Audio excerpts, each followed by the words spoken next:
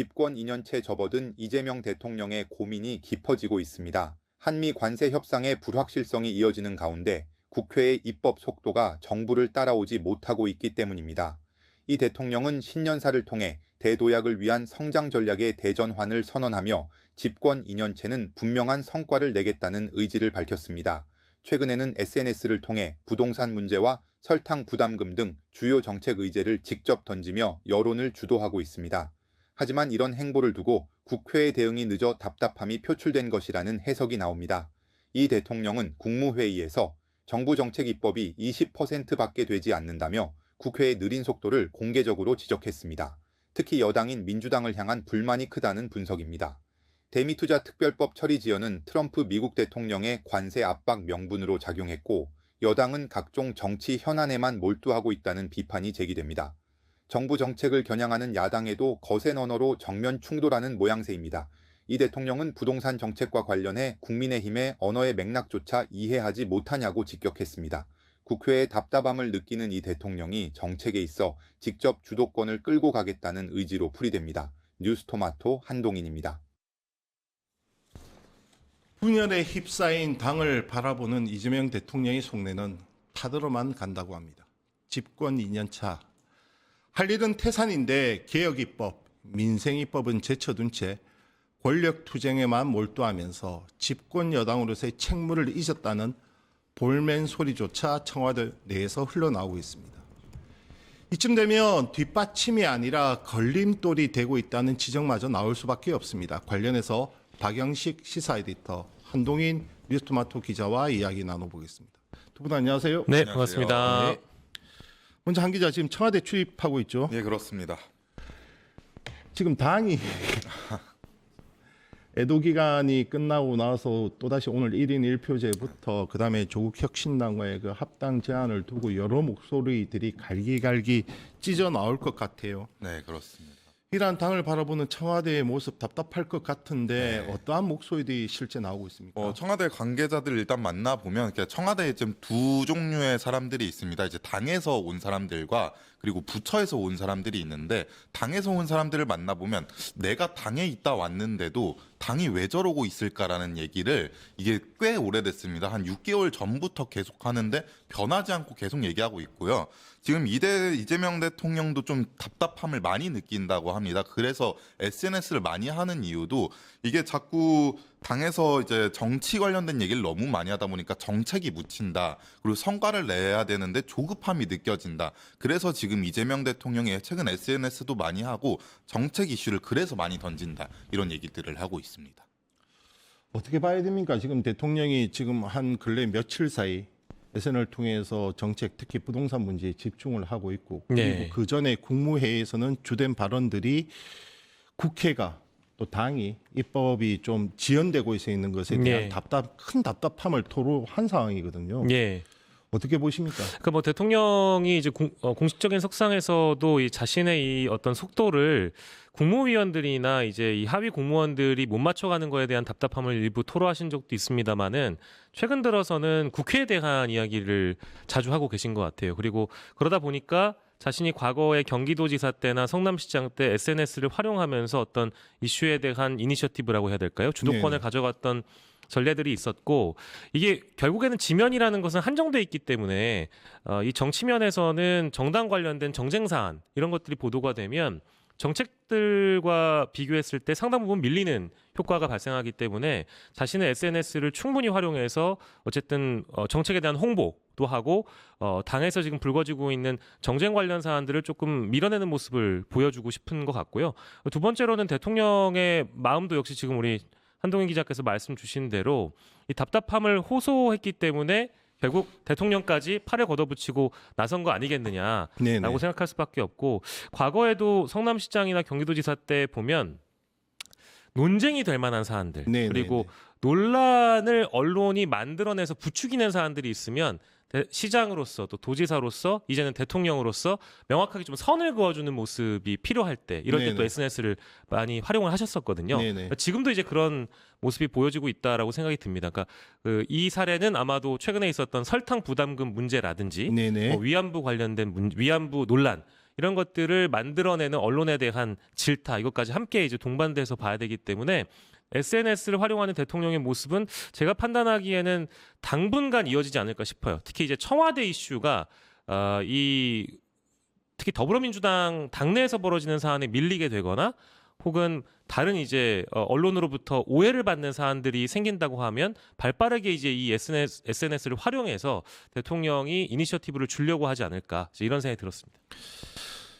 그걸 좀 역으로 다시 얘기를 해보면 네. 오죽하면 지금 당이 정책적 뒷받침, 입법적 뒷받침을 못하고 있고 오로지 정치에만 지금 몰두하고 있기 때문에 나 홀로서라도 국정을 좀 챙기고 정책을 얘기를 하겠다 이렇게 비춰지는 것도 있는데 어떻게 보세요? 네, 맞는 말씀입니다. 그러니까 제가 앞서 설명드렸던 것처럼 이게 민주당이 현재까지 이제 정책 정당의 모습을 보여준 것이냐, 이제 요 대목을 좀 우리가 고려를 해봐야 될 것 같아요. 대통령께서도 어지간해서는 이 당내 사안에 대한 문제라든지 국회, 더불어민주당 이쪽 사안에 대해서 직격하는 경우는 좀 드물었다고 생각을 하는데 본인이 지지율이 이제 60% 초반이나 이제 상당히 상승 모멘텀을 가져가는 경우에 국회의 정쟁 사안으로 자신의 어떤 성과라든지 정책이 뒤집어지는 경우, 즉 지지율에 전혀 반영되지 않는 경우가 반복적으로 발생하다 보니까 2025년까지는 모르겠습니다. 근데 어느 정도 그 인내심을 좀 발휘하셨던 것 같은데 2026년에는 도전과 도약의 해라고 이미 강훈식 비서실장이나 대통령실의 주요 인사들이 밝힌 바 있지 않습니까? 네네. 근데 거기에 뭔가 동력을 붙여주는 효과를 국회에서 입법과 제도로서 보완을 해줘야 되는데 2025년에 이제 그런 모습들이 좀 미약했었거든요. 네네. 혹은 반대로 이제 반대하시는 당원들, 특히 이제 여당의 행보에 반대하시는 분들을 목소리를 들어보면 이게 좀 공교롭게도 대통령이 어떤 성과를 낼 만하면 당내 정쟁 사안이 벌어진다.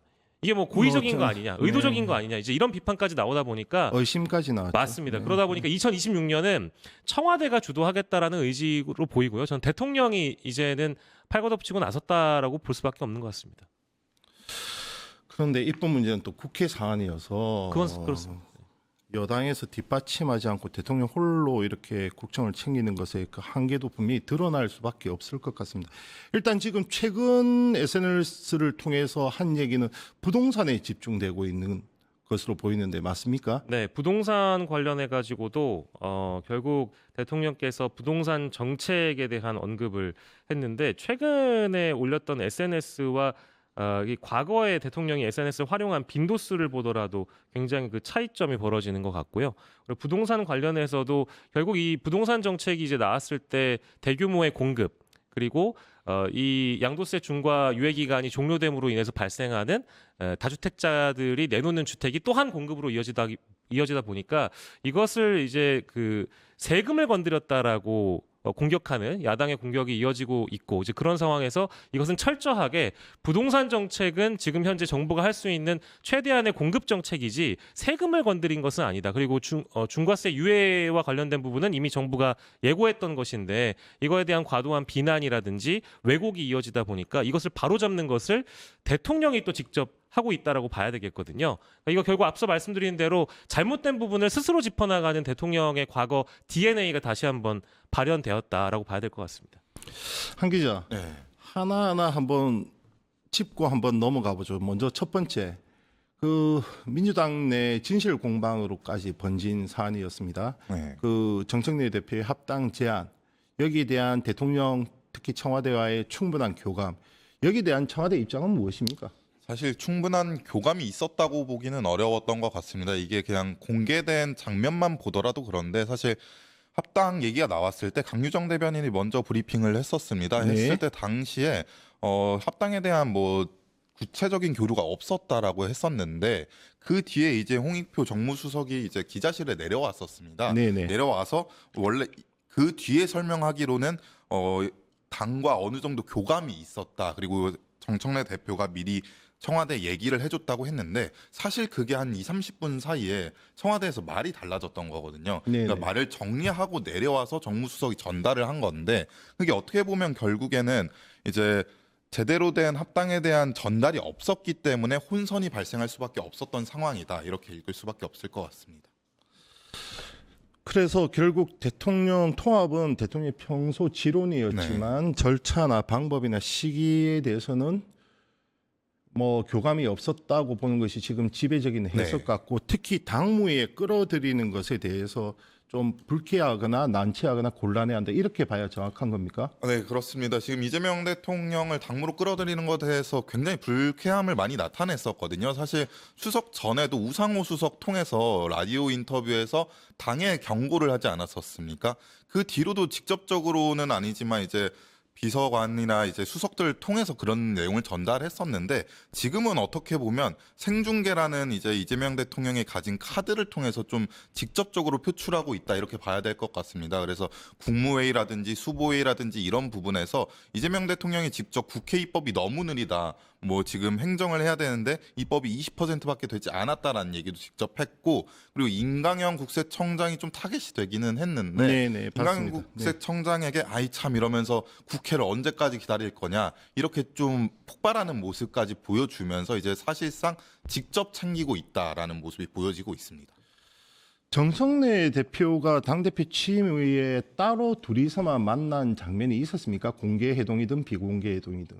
정청래 대표와 따로 만난 1대1로 만났다기보다는 뭐 공항이나 이런 데서 이제 걸어가면서 단둘이 대화하는 장면이라든지 이런 부분은 있었고 사실 그게 그래서 검찰 개혁 관련해서 이제 순방 나갈 때 잡혔던 장면 정도 있었던 것 같습니다.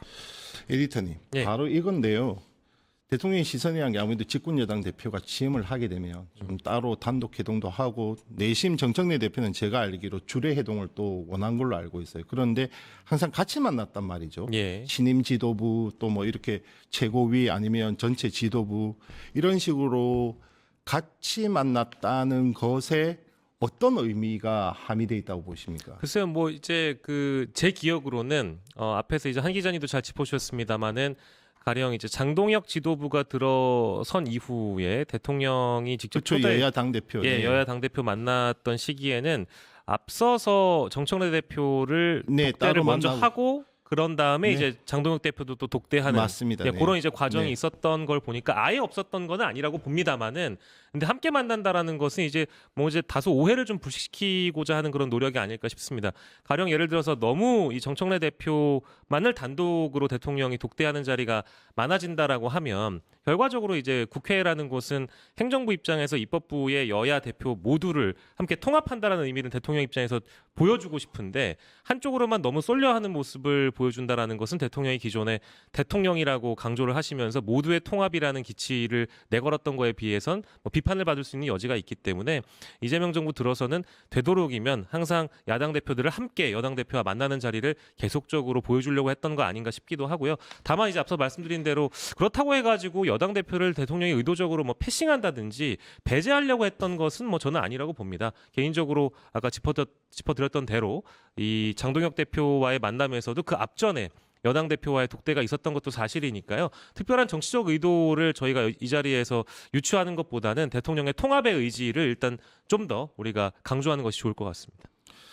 제가 듣기로 정청래 대표 입장에서는 측에서는 그 부분에 좀 불쾌감을 느끼고 있어요. 그러니 지금 단독으로 회동한 게 그때 장동혁 대표 만날 때 앞서서 만났고 그다음 나중에 같이 만났고 장동혁 대표도 이제 나중에 따로 따로 만났고 그 외에는 따로 두 사람이 만난 적이 없다는 겁니다.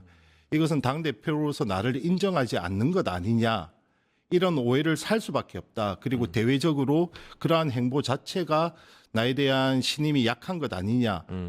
이런 의미로 받아들일 수밖에 없다는 것이 정 대표 측 측근들의 이야기거든요. 어떻게 보십니까? 그러니까 이제 그게 만약에 사실이라고 한다면 정 대표 측 측근이나 정청래 대표가 뭔가 존중받지 못한다라는 것에 대한 뭐 자존심 스크래치 뭐 이렇게 이제 표현이 될 수 있겠습니다만 그렇다고 해서 지금 신임 정부가 들어선 지 1년도 채 안 된 시점에 만약에 여당 지도부나 여당 대표가 자기 정치의 세력화를 한다라는 것은 제가 알고 있는 기본적인 네. 정치 문법과는 어울리지가 않습니다. 만약에 가정입니다만은 이재명 대통령의 지지도가 뭐 30%라든지 과거 윤석열 정부의 말기 수준의 지지도를 보여줬다라고 한다면 여당 내부에서 따로 갈 길을 가려고 하는 정치 세력화 시도가 있었을 수 있겠습니다만은 지금은 대통령이 사실 여당 내부에 벌어지는 정쟁 사안을 제외했다라고 한다면 지금 지지율이 오히려 더 높아졌을 가능성도 있을 텐데 네네. 본인들이 존중받지 못한 정치에 대한 만약에 아쉬움이 있다라고 한다면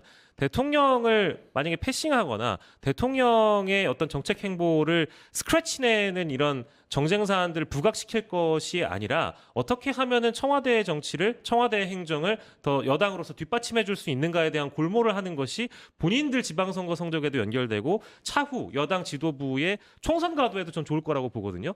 근데 뭔가 대통령과 지금 다른 길을 가려고 모색을 한다라고 한다면 그것은 굉장히 잘못된 착각이지 않을까라는 생각이 듭니다. 한 기자, 네, 대통령이 박찬대 의원과는 비공개 회동을 하죠. 네 그렇습니다. 지금 예정돼 있죠. 네, 비공개 회동인데 이미 회동 자체는 공개되었어요. 네. 어떻게 공개된 겁니까?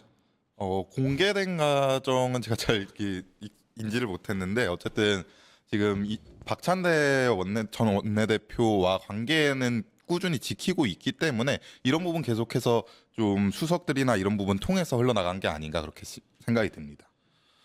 박찬대 의원 같은 경우는 지금 인천시장 출마가 가시권에 들었고 그다음에 지난 전당대회에서 정청래 대표와 당시 대결했던 의원이기 때문에 네.